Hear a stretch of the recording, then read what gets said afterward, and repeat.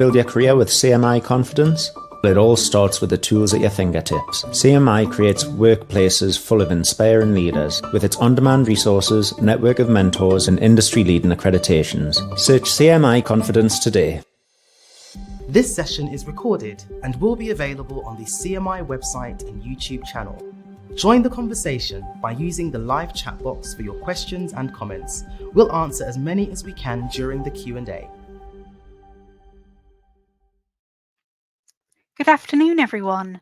Welcome to the Mastering the Psyche for Scaling Success digital event. My name is Natasha and I'm an Events Delivery Coordinator at the CMI. Don't forget to join the conversation by using the live chat box.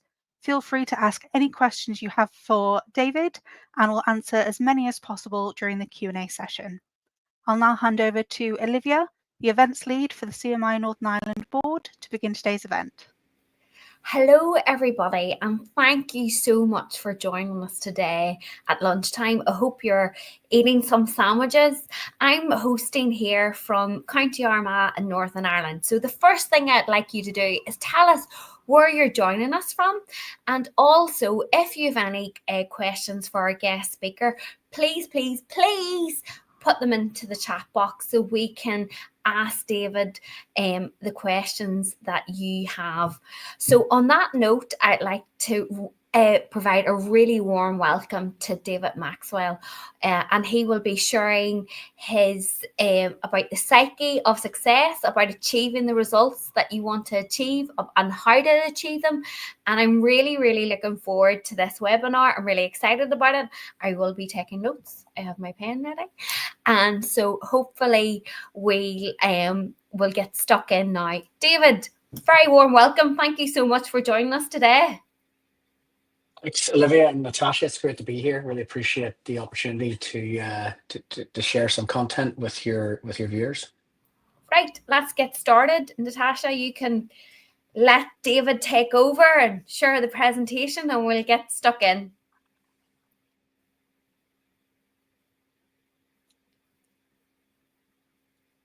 Sorry, David, you have to share your screen and I'll pop it up.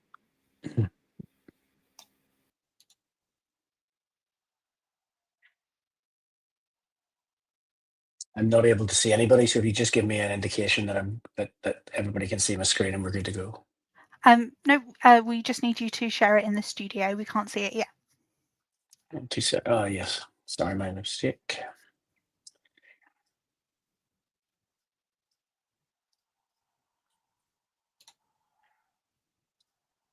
Okay, we can see that now.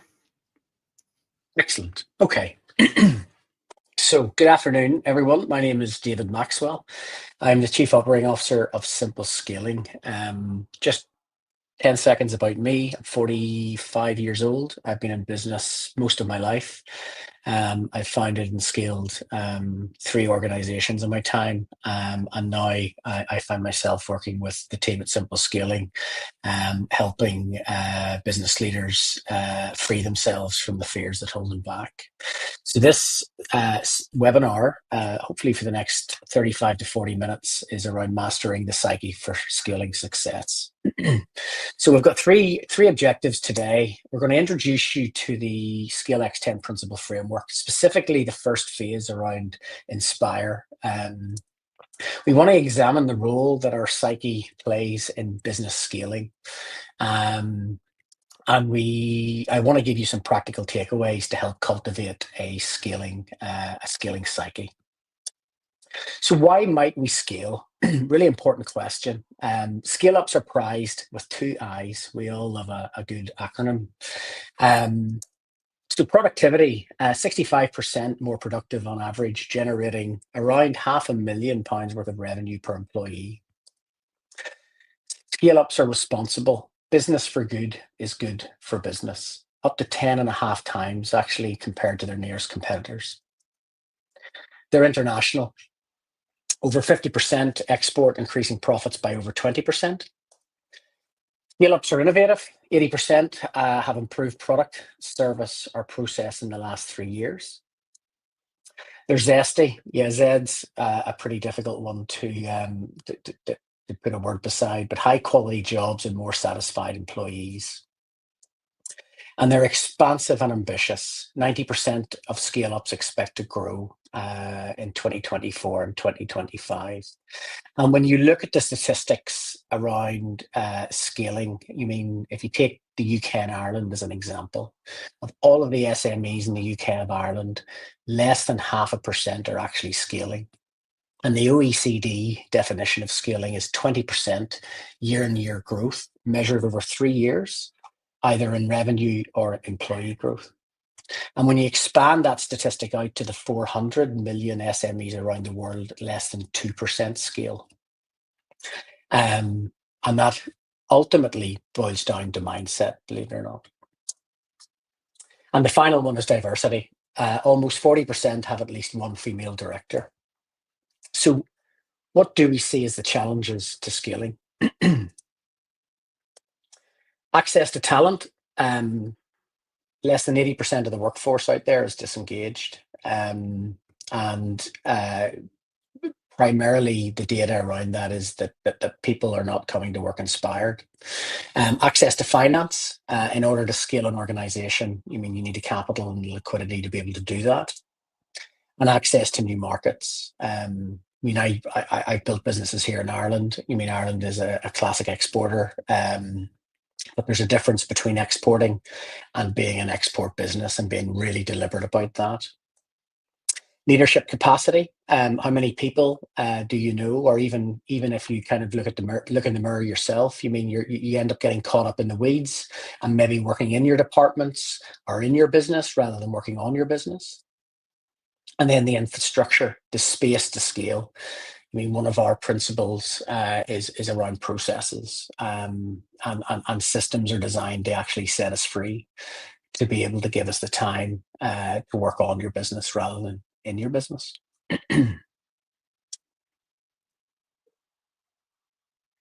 So what must we transform in order to achieve scale? And that's our psyche. It's our mindset. It all starts with our ambition and how we see the world. So from a simple scaling perspective, what's our minimum problem to solve? So from our poll and our current research, isn't it incredible that we have so many individuals that want to double their impact? Yet when they go back into their organizations, so very few actually achieve that. And why is this? Who are the 99% of business leaders? And we class our business leaders into 4 categories. The graduate, maybe a young CEO, a young business leader, maybe they've received some investment and they're a little bit naive, a little bit uncertain. You've then got the shadow leader, specifically in Northern Ireland and maybe in the north of England. A family business, maybe mum or dad has handed the reins down to the father or the son or the daughter, and the son or the daughter is on the board. They've kind of got the MD or the CEO title, and they're trying to push their agenda with the organization, but mum and dad are still there undermining the process. The dead man or woman walking, this is the classic. You're all consumed within your business, your department, and you start falling out of love with your business. You start falling out of love with your job because you just can't get out of the weeds. And then you've got the comfort zone warrior, somebody who's actually built quite a successful business, quite a successful organization, and they're afraid of taking that next step in case it upsets the status quo. And we believe that by adopting the 10 principles through our ScaleX accelerator program, that we can help these personas or avatars become a ScaleX leader and become part of that kind of 0.5% or less than 2%, depending on where you are in the world. So what are the characteristics of a scaling leader? So we have created the ScaleX framework. It's a set of 10 principles, and we break those 10 principles into 3 phases: inspire, which is represented in yellow, orientate in blue, and accelerate, which is kind of gray stroke silver, depending on your screen there. But we're going to just focus on the first principle, which is psyche. Sorry, the first 3 principles: psyche, purpose, and vision of people, just in this section. So psyche, in order to win at the outer game, to achieve what you will determine success, you must first win in the inner game. And ScaleX leaders have a strong sense of awareness. They hold a huge belief in what they're doing. They control the controllables and they don't get buffeted by what is not in their control. And they're disciplined. I mean, as Professor Damien Hughes says, they are people who do the work in the shadows when nobody is looking. They have high levels of emotional intelligence and are willing to be vulnerable in order to develop meaningful relationships. And in our world, I mean, the CEO doesn't necessarily stand for Chief Executive Officer. In our world, it means kind of Chief Energy Officer. I mean, how you turn up, the lens in which you see the world, that abundant opportunity, but create a culture of centered on healthy and caring, challenging relationships. Then we move into purpose and vision. This is so important. You mean, once you've decided that you're curious on what a growth mindset can do for you, then it's about really understanding why you're doing what you're doing. You mean, we have a gentleman called Professor Ryan Godfredson from the University of California, and he actually he's done extensive research, and he's a front for a guy called Professor Robert Keegan from Harvard. And we've all probably heard of Maslow's hierarchy of needs. And what Ryan Godfredson's done is he's brought that methodology and all of those models and brought them up to kind of a current standard, a more relevant standard for today's audience. And he splits the population into three mindset categories: Mindset 1, Mindset 2, and Mindset 3. Mindset 1 is about people who are happy to, I guess, transact their time for a wage and transcend through life and be subservient to people that sit in Mindset 2. People within Mindset 2 are more independent. It's all about what they can get out of the world and how they can look good, and how they leverage the people around them to create success. And Mindset 3 is all about interdependency, value-added mindset, what they can do to the people around them, an element of humility, you might say. And when you look at statistics around those three mindsets, 1% of adults actually have that mindset 3 category, sit in that mindset 3 category, and 8% of executives sit in that mindset 3 category. So when you come across people who have that abundance mindset, they're the exception, not the rule. And it all starts with awareness.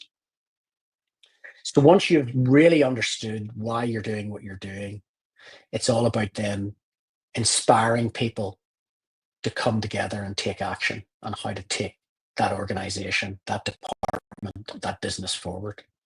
It's incredibly powerful, and we see this every day.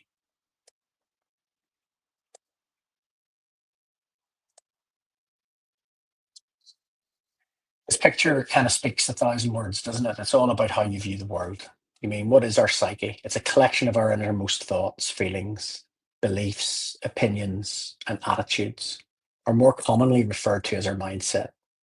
It's a set of beliefs and opinions and attitudes that you uphold that shape how you make sense of the world. It influences what you think, feel, and behave in any given situation. So we don't see the world as it is. We actually see the world as we are. And in the context of scaling our psyche, it either empowers our ambition or it impedes our ambition. And you cannot expand the framework, you cannot expand beyond the framework of your own psyche.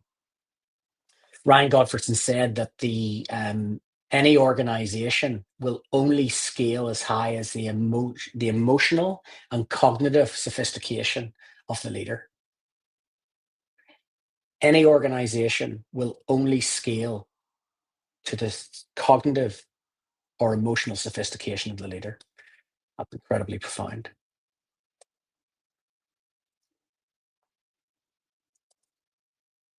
So our psyche either empowers us and acts as a multiplier, coming from a place of abundance, openness, and growth. Or on the contrary, it serves as an impediment, amplifying those self-limiting beliefs when we're trying to move forward.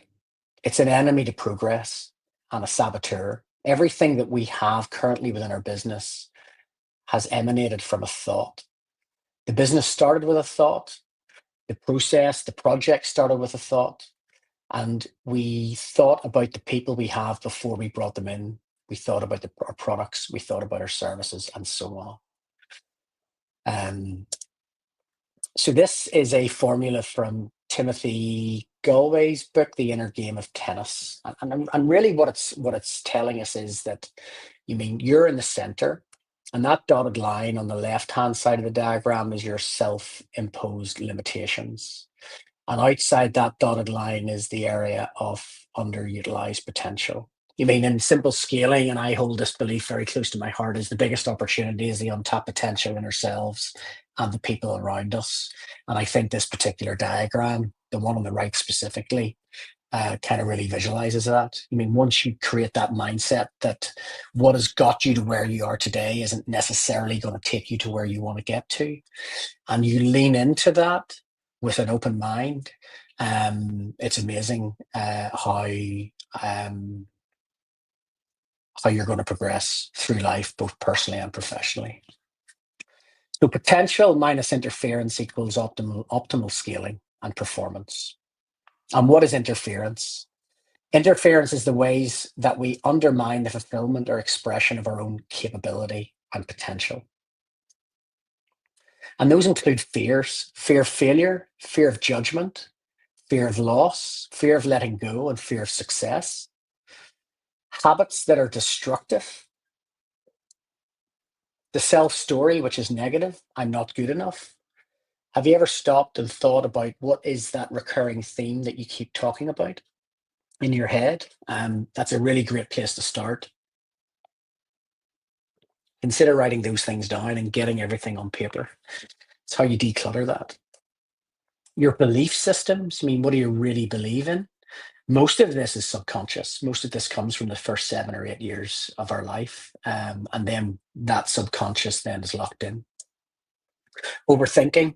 I'm a chronic overthinker. On Monday evening, I had spent some time with Dr. John Demartini, and I actually posed the question. In our organization, we set really ambitious targets, and then I have a tendency to overthink. And I always thought that my overthinking was negative.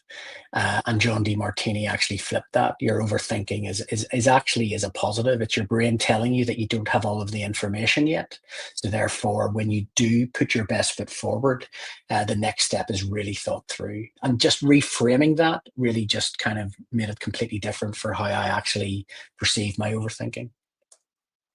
Excessive anxious thoughts and ignorance, lack of know-how, skills, capabilities, coupled with the unwillingness to learn, of course. And Dr. John Rhodes said, remove the interference, change the channel. We've all got this choice to change the channel. So when you look at this particular picture, what do you see? We see the world not as it is, but as we are, or as we are conditioned to see it. So if you're a house builder, you're going to see that field potentially as an opportunity to make some money, to build some houses, to sell them, and to create a gain. However, if you're a farmer, and especially a farmer from Northern Ireland, you're not selling that land. You're taking that land to the grave with you, and you're passing it on, even though by looking at that land through a different frame of reference, there could be so many other use benefits and opportunities that come out of it. So why do we see things differently and hold these certain beliefs? Aristotle said, give me the child until he is 7 years old and I will show you the man.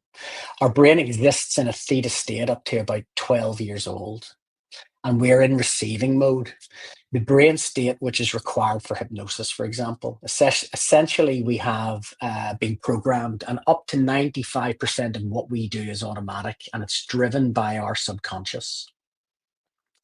Believe it or not, we have between 60 and 70,000 thoughts per day. And the majority of those thoughts are the same thoughts that you had the day before. So if you take that over 365 days a year, the compound effect of that is incredible. And if your baseline programming is one of a closed mindset or a negative disposition, that can really start to add up over time. So we learn and create ways of doing things which become habits, nature's way of conserving energy, you might say. Changing these can be incredibly hard. And think of learning how to drive. You mean now it's completely habitual, and we do it largely unconsciously. But think of the effort required to drive in a new country or on a different side of the road. We learned a language and won't remember learning it. So it's also reasonable that we learn beliefs that we no longer know serve us. Just think about that for a second. So is it lack of ambition or is it lack of belief? And in order to win on the outer game, we must first win in the inner game. And our biggest adversary actually is our own mind. So unchallenging limited beliefs are our greatest barrier between who we are and who we could be. So how do they show up? So the first one is our inner voice, our self-story. You mean, wise up, I'm not as good as Tom, what have I failed? As an example. Most of us doubt our beliefs, but believe our doubts. And believe it or not, what happens up in your head, most of it is a lie. It's just our brain going back to the cave where we were afraid of being eaten by a lion. And it's that fight or flight kind of instinct kicking in each time. So change the story, stop the doubts, stop them and swap them out. Limitation number 2, our own words and language. Everything you say with that's the way it's always been. Really what you would like to say is, you mean, I haven't done that yet. Your words and language that you choose are so important. In Northern Ireland, we have a tendency to say, like, if I asked you how you are, you might say, not too bad. I'm bad, but I'm not too bad. Using words like, I should go out on my bike this evening. I should eat healthily. I should do this job. Replacing that with, I could go out on my bike. I could eat healthily. Just reframes it in your mind. And once, as I said earlier, once you create this awareness about how to reframe things in your mind, over time, you're going to start creating those new neural pathways. And those new neural pathways are going to start moving the needle on your subconscious. It's incredibly powerful. Talk about the bigger picture. Be impeccable with your word and turn I can't into how can I. Limitation number 3, our environment. My mum used to say to me that misery loves company. So choose your company wisely. Environment is the invisible hand which shapes human behavior. The content we consume also directs our destiny. And Jim Rohn says that you're the average of the 5 people that you spend the most time with. And it's okay to scrutinize those 5 people. Be with the people who get your vision. Be with the people who complement your energy. And even consider conducting an energy audit. I mean, who radiates energy and who drains your energy. And again, it's that awareness piece of the people that you interact around you. That can lead to some incredible transformations. Another powerful quote, you mean, and reflect on this. I am upper limiting, holding myself and my organization back. Sorry, am I upper limiting, holding myself and my organization back? And to be aware of your limitations is already to be beyond them. So the golden thread throughout this 20 minutes so far is all about awareness. And once you have an awareness that something needs to change, then you can start putting one foot in front of the next to do that. So what would you do if you knew you couldn't fail? So my ask after this webinar is maybe take 10 minutes and think about what you would do in the context of your own organization or your position. What would you do if you knew you couldn't fail? And then ask yourself, what have you noticed? And what happens to your ambition level? And I'll give you an example. The last 2 years, we have held the ScaleX Summit in Belfast.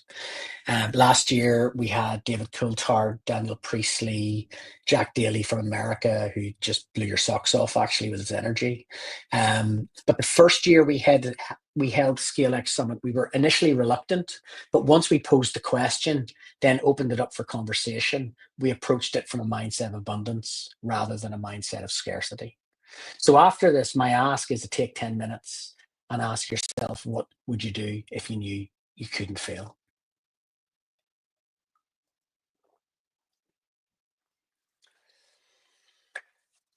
Another reflection piece here is, in the purposes of your psyche, are you trying to look good? Are you trying to be good? And on the left, we've kind of got non-scaling psyche examples. Fixed mindset, closed mindset, prevention, inwards, scarcity, compared to having a growth mindset, being open to learn, promotion focused, outward looking, and abundance. And that's really a super summary of kind of the work from Dr. Ryan or Professor Ryan Gottfredson.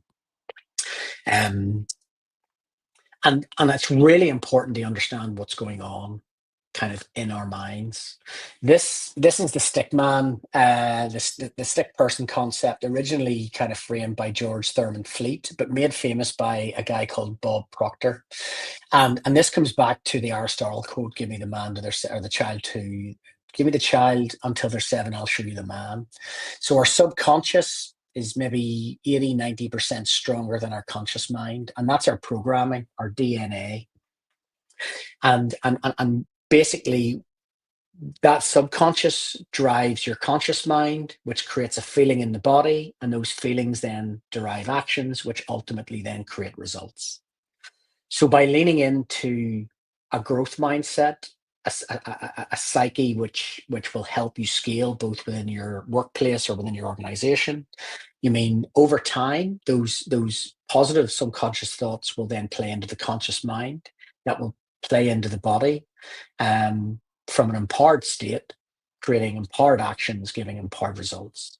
And I would advocate looking up Bob Proctor, because he has a couple of very short videos that can really crystallize the impact of what your subconscious plays and how it actually plays out in real life.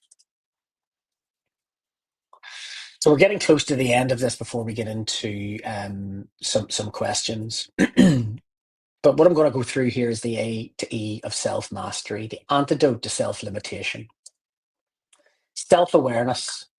You are aware of the impact of your thoughts and actions. It's so important. Self-belief. What's the story that you're telling yourself? You've got to back yourself. You've got it all in you. You've got to find it. Self-control. You're responding instead of reacting to stimuli. Self-discipline. Do your thoughts, behaviors, habits support your vision? And that can be a vision within your workplace, a vision for the larger organizational purpose, or even a personal vision that you have. Self-esteem. Do you actually feel you're worthy of success? And then one question that I always pose to people is how important is this to you? Because if it's really important, that's the ultimate kind of next step for you. So this slide's all about your psyche toolkit. What can you do actually to start moving the needle in relation to leaning into this particular journey?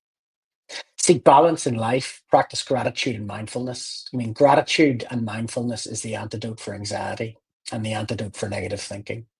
In Simple Scaling, every Monday morning, we have a check-in with the whole team starting at 8:30. And believe it or not, we start off with some breathing, just to regulate the central nervous system. And then each of us share our gratitudes. And we start the week off that way. And then at the end of the week, we all share our wins of the week. Regardless of the week, it might have been the worst week in the world. We always end the week with the wins in the week. So we start the week with an energy topped up, and we finish the week topping up our energy. And then we're there to support each other in the journey. Cultivate self-awareness, understanding yourself better through journaling. Document recurring thoughts. So the act of actually decluttering your brain onto a piece of paper is so therapeutic. I do it every morning, and it really helps me focus on what's really important and what's not really important. Optimize your energy levels, build a winning morning routine. And I'm not talking about getting up at 5 o'clock in the morning and busting your day. That morning routine will be unique to you, but whatever tops you up in the morning, try and figure that out. create a routine and lean into it. To gain calm and clarity of mind, in Simple Scaling, and especially with the ScaleX Accelerator program, we introduce our participants to cold exposure. And that could be a cold shower in the morning, or it could be full-blown Wim Hof ice baths. But the science behind cold exposure, because when you're in a cold shower, you're not thinking about anything else, and there's something to be said around that. Your brain doesn't want to jump into the ice bath. Your brain doesn't want to turn the shower from hot to cold. But the act of you consciously doing that is telling the brain that your subconscious is not in charge, and you're starting to make those changes ever so slowly. Practice positivity, be conscious with your language, and use the power of yet. So I can't do this yet. I'm not sure how I'm going to make this happen yet. Those little changes of your vocabulary really make a difference to your subconscious. And then the final point there is to develop long-term thinking, revisit your purpose. Why are you doing what you're doing? And if you have a vision, if you don't have a vision, consider creating one. You can create a vision for your organizational structure. You can create a vision for your department, and you can also create a vision for your personal life.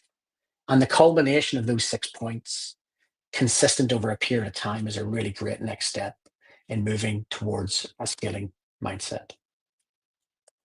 Of course, we've got to face into the terror barrier. There's a strong correlation between stepping into a clearly defined vision and having things in our business or personal lives that go skew with. Be it a key contributor leaving the organization, you may lose a top client, you may have cash flow issues, you may have personal problems at home. These are all barriers that have the potential of derailing this scaling mindset. So as we scale, challenges or terror barriers often erupt. Every fiber of our being wants us to turn back and throw in the towel. But here is where we need to hold firm. Our problems are really internal. They're not external. And we have somehow labeled our situation as bad. And because we hold this energy, we hold resistance. So you've got to doubt your doubts and focus on the outcome you want, regardless of what you see. It's amazing, actually, because we all get caught up in trying to control everything that happens outside of us, when the only thing we really have control over is how we react to situations and those choices that we make. And actually, when you accept that there's a plethora of things that we will never have control over, and really start leaning into the stuff that we know we can control and working on that from a psychological perspective, it's just incredibly freeing. So if you always put limits on everything you do, physical or otherwise, it will spread into your work and your personal life. There are no limits. These are only plateaus, and you must not stay there. You must go beyond them. It's incredibly powerful. That was a Bruce Lee quote. So we've got a couple of slides left. So until you make the unconscious conscious, it will direct your life, and you will call it fate. That's a Carl Jung quote, incredibly powerful. So to develop a scaling psyche, you need to begin thinking about you. Sorry, lost train of thought there. So to develop a scaling psyche, you need to begin thinking about what you are thinking about once and for all. And in order to become the ripple maker, you must make the change. So nothing changes until we change. Things will only change when we change the way we look at things. By changing ourselves, we have the power to make ripples within our team, within our organization, within our community, within society, and the economy at large. And that's the end for me. We can support people through our program, our ScaleX Accelerator program, primarily aimed at senior leadership teams.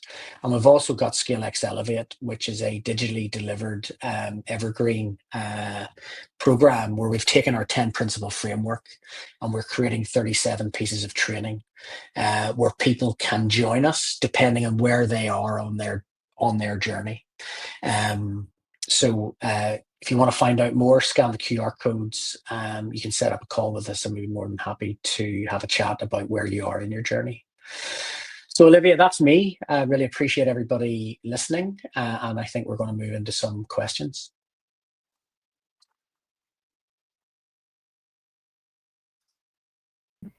I've done the classic. I've started to talk and my microphone has been muted. 5 years on from COVID and we're still not getting my microphone unmuted. Thank you so much, David. I really enjoyed that. Lots of notes, so really enjoyed it. So that's my own. I just wanted to say thank you to everybody that's joining us. We have people from Stuart from Buckinghamshire, Surrey, Maria's from Shrewsbury, excuse me, Valerie's from Nottingham, Tanya's from Surrey, and it's sunny there. It's sunny here too, believe it or not. Paul's from sunny Essex. We have a Compass Advocacy Network is from Ballymoney, so maybe an hour and a half up the road. Cumbria, London, Essex. Where else do we have? Sunny Devon, North Wales, Leeds. Brilliant. So thank you so much for everybody that's joining us. There's Janet. Hello, Janet. And we'll get stuck into the questions now. We will get the slides provided and they will be sent out. It's just there's a few questions about slides. So we get straight into the questions here. I'm just getting them up here. 2 wee seconds. So the first question we have was how to overcome the fear of tiredness / lack of time when taking on big projects.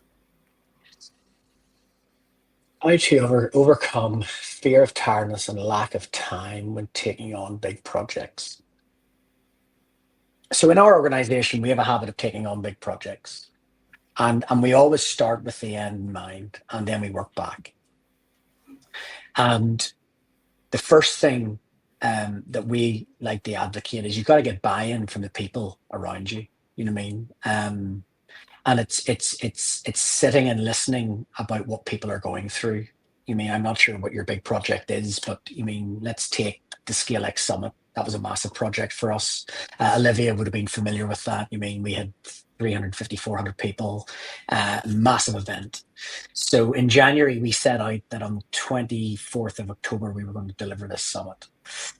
So we started with the end in mind. We got the team together. We got really clear on kind of what we can do and what we can't do.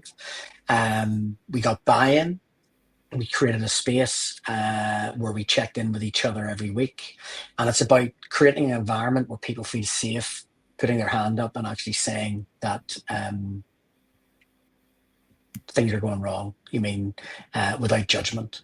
So what am I trying to say? It's getting buy-in at the start, taking everybody on the journey with you, and also looking after yourself. I mean, we have a tendency to get caught up in the detail. I mean, Viola, I'm not sure if you're working more hours, but it's about focusing on the things that are going to give you the maximum value and actually delegating or removing the things that actually don't add value. But without understanding the detailing around that, that's probably the best answer I can give for you at this stage. I'm going to move on. That's one of the questions I think from the pre-submitted. So I'll ask one of the live questions here, David. And I think for me, when you're dealing with projects, it's so difficult. And it's like nearly you need to think about what are the tasks involved and who can help you with those tasks and about delegation and support. I have a question from Gareth, who's joining us live. Is it possible to coach someone else out of a closed mindset into a growth mindset? Any tips? The short answer is it is possible, but it all starts with an awareness that things need to change. So, you mean, I'll use my own example at the minute, right? So most of us have some kind of underlying fear, some kind of underlying psychological tension that holds us back from what we want to do. And for me, you mean, if I look at the David Maxwell 4 or 5 years ago, I would have put myself in a fixed mindset category. I thought I knew all the answers. You mean, I wasn't getting the best out of people. And it's only when something clicks in your head, an awareness that actually what am I doing here? You mean there's a higher purpose, there's a higher way of doing things. Once you've got that awareness, then you start on a different journey. You kind of break the circuit. You know what I mean? There was a video I was actually going to show, but the technology wouldn't allow us. And what the video shows us is it's like a flea experiment. So this scientist puts a load of fleas into a jar, and the fleas start jumping, and then he puts the lid on the jar and leaves it for 24 hours. And what happens is when he takes the lid off after 24 hours, the fleas don't jump any higher, and then the flea's offspring will not jump any higher. So what am I trying to say is it takes that awareness that things need to change, and then it's about going on that journey. And the two books that we give out at the start of our accelerator program is As a Man Thinketh by James Allen and U Squared by Price Pritchett. And those two books would be the first step. If you have an awareness that things need to change, those would be the first step of moving into that kind of growth mindset, and all about challenging those beliefs. So it all depends on how hardened somebody's subconscious is, and also what their life experience is. So, because some of us have had a really tough life, and that makes it even harder because those belief systems are almost cast in iron. But if you have an awareness that things need to change, that's a really great step. So how do you create an environment that facilitates the growth of awareness and then move forward on that basis? Hope that answers your question. I think there was a similar question pre-submitted, and it was how do you bring others along in a growth mindset? So it's not so black and white that they're open and closed, but how do you then say, like, develop that growth mindset in terms of a pathway?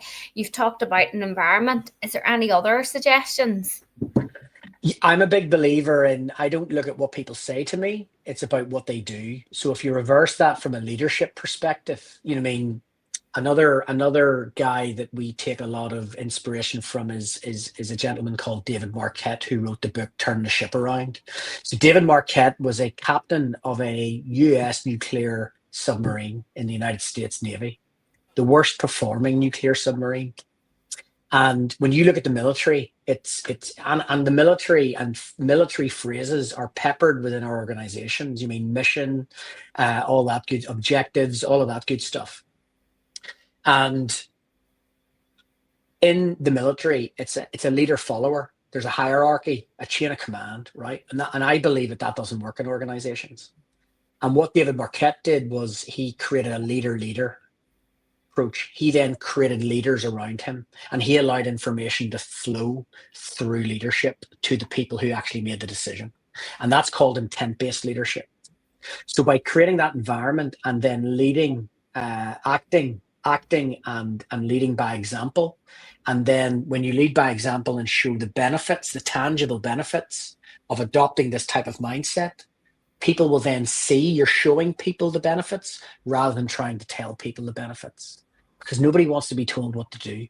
Their subconscious is going to build a brick wall around them, and they're not going to accept it. But if you show people the benefits and take them on that journey, you have a far higher chance of getting buy-in and creating that awareness, and then starting to answer the first question, which is shifting people from a fixed mindset to a growth mindset. And see, when you create these, like this leader environment, does that mean that you get rid of single points of failure within managing projects? And I mean like that as, say, within certain organizations, if somebody then, a leader goes off sick due to unforeseen circumstances, there's a single point of failure, then a project can't move forward. So then does that leader environment help provide more accountability and restructures the team so it means that work can continue without that single point of failure?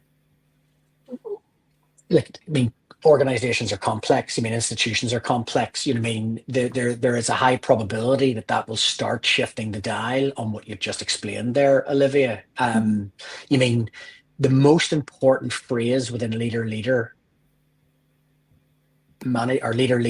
style is I intend. Yeah. So within our organization, right, we have a very flat structure. I might be the COO by name, but I'm an extension of my team's resource. They're not an extension of my resource, right? So I allow information to flow through me, not from me. And what they do is they come back to me and say, David, I intend to do. And that gives me my place within the organization. And 99 times out of 100, they'll get a thumbs up, because we have to fail in order to really learn. So if I fail, my instincts might go, I'm not sure if that's the right thing to do. However, letting them go and letting them maybe not get the outcome that they thought they were going to do will actually be better than me saying, don't do it this way. Because then what you're starting to do there is you're starting to see little shoots of accountability, of ownership, and you give the autonomy to let that happen. Now, depending on your disposition, depending on your mindset, that is going to be incredibly difficult. And also, if you're getting pressures from above, depending on your hierarchical structure, you mean that's easier said than done. But what I do know is within certain organizations, within certain large organizations, I have seen that happening and working well. But you've got to start to see where it takes you. And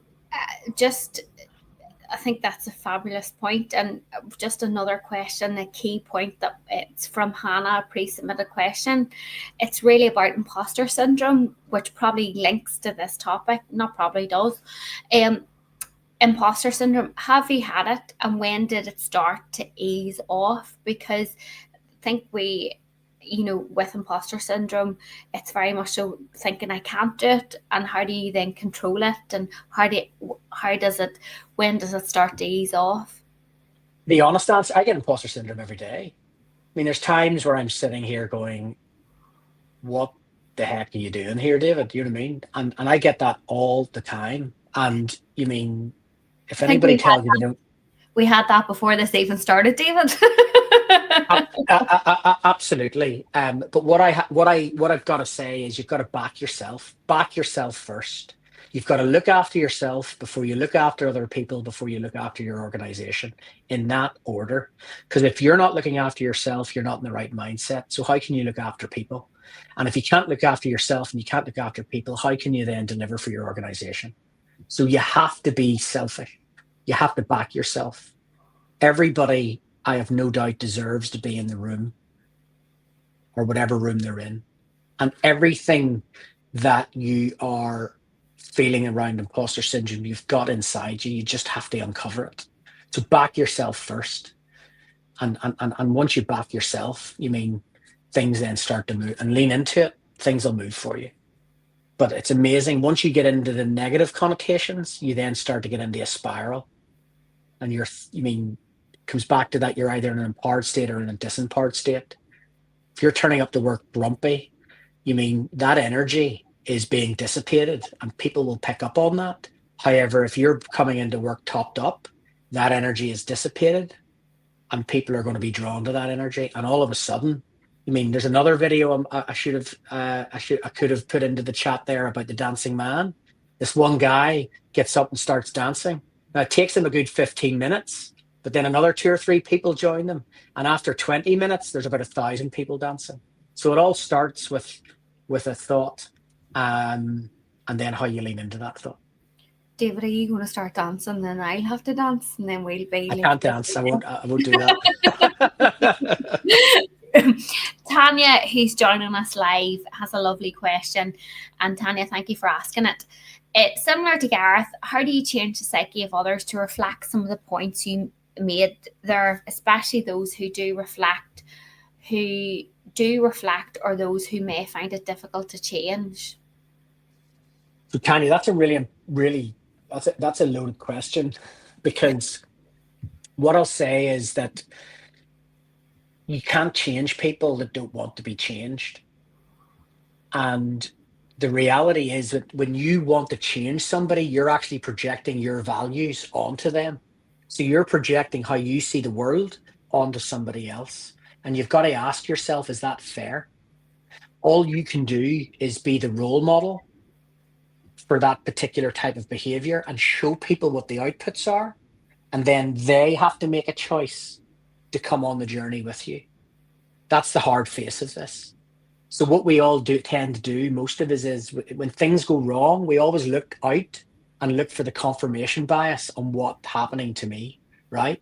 When actually we've got to throw the mirror up and we've got to look at ourselves, because 99% of why things go wrong around us is actually internal. It's not external. So to try to project change on the other people is very difficult. However, being that role model and leading by example over a period of time, because all of this takes time, in my opinion, is the only way you're going to be able to create the awareness that things need to change in other people. The moment you start projecting your values on the other people, it's not going to work. So you've got to lead by example. I guess that's the message. And there's another question here that probably links to very practical in terms of when scaling up, which roles do you backfill first? When scaling up, which roles do you backfill first? Depends on the context, probably. It does. You mean, it really does. You know what I mean? Like what we do. I mean, what I was a past participant of the ScaleX Accelerator program back in 2022 when I had my last business. I exited that business in August 23. So I can only we didn't backfill roles. What we did was I got up and shared the vision for the future. It took me half an hour. And then the Simple Scaling team came in and said, David, would you kindly sit down? And then Claire and the team engaged my team to deconstruct the vision and extract the goals from that vision. And we created then a kind of an annual, we call it the Navigator. The 3-year vision I presented, the team then created the goals, which were extracted from the vision. Those goals were broken into a 90-day objective and key result. And then there were time-bound and measurable key results that fed into that. So the quarterly OKR fed into the annual goal, it fed into the 3-year vision. What then happened was we got an indication of who was stepping into that vision and who was stepping back from that vision. And that gave us an understanding about who was buying into it and who wasn't buying into it. So what am I trying to say? Once you set your vision and once you get clear on the direction of your department or your organization, naturally, there are going to be people that are going to rally to the cause because it's aligned to something within themselves. And there's people that are going to maybe step back, and that's okay. But then they have a decision to make around that. Once you understand that the people who are not bought into that, then you identify the roles that you need to backfill, aligned to the vision and aligned to the goal. And we break down those goals into 5 key pillars: team, operational excellence, revenue and business impact, innovation, and customer success. And most organizations will have people that sit within those kind of categories. Hope that's answered your question without the context. Brilliant, David. That's a really good response. And Tanya came back and said from our previous question, thank you very much. And she says there's some excellent points. So moving on to our next question. It's from Teesside in Newcastle. And basically, leading on from backfilling, I think this is based on the way question about the way, is it linear? So do you have to go from 1, 2, 3, 4, 5, 6, 7, 8? I know you probably know what linear is, so just to You're say. okay. Once you reach stage 10, positive growth, do you move back into analysis of your psyche in the inspired phase? Really interesting question. This Great is testing question. your knowledge, David, here of the wheel. So the 10 principles, each principle compounds on the last, right? So we start with psyche, and that's what this session's been about. You've got to have a scaling psyche, whether that is in a job, the leader of a business, at home. You can apply this across any mode of your life. And once you're clear on psyche, you move into purpose and vision. Why are you doing what you're doing? And then you're setting the direction of travel. And in our world, it's how do you want your business to look, act, and feel 3 years out from today? Once you've created that vision, you then bring your people and inspire action around that vision. Then that's the inspire phase, or the woo-woo phase. Then we move into the kind of the structural element of it. You know what I mean? Process, performance, and systems. You mean those foundations that allow you then to grow. And that's the orientate phase, building on the principles that sit before that. Then you're into the acceleration phase, proposition, really understanding the problem that you're solving for your customer in a world where all your competitors feel that they're solving the same problem. Then you've got export markets, how you take your product and service into other countries, but taking into consideration, you mean cultural variations, red tape, bureaucracy, all that good stuff. And we have an amazing individual called Cynthia Deeran, who wrote the book Business Beyond Borders. She's an Australian. She also comes onto our program and gives us a masterclass on international trade. And then you've got partnerships. How do you really accelerate your business through partnerships aligned to your purpose and vision? And then that positive growth culture is something that sits and encompasses the whole wheel, because you've got to maintain the positive growth culture through that whole process.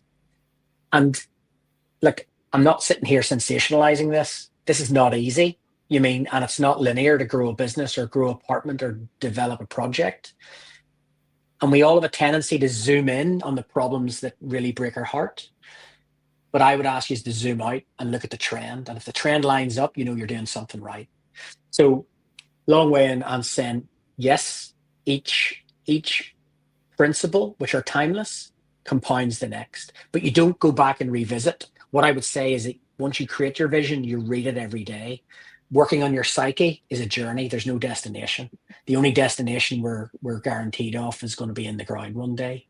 So it's all about enjoying the journey and picking people up on where they are in their journey and knowing that it's going to ebb and flow as you go through this journey.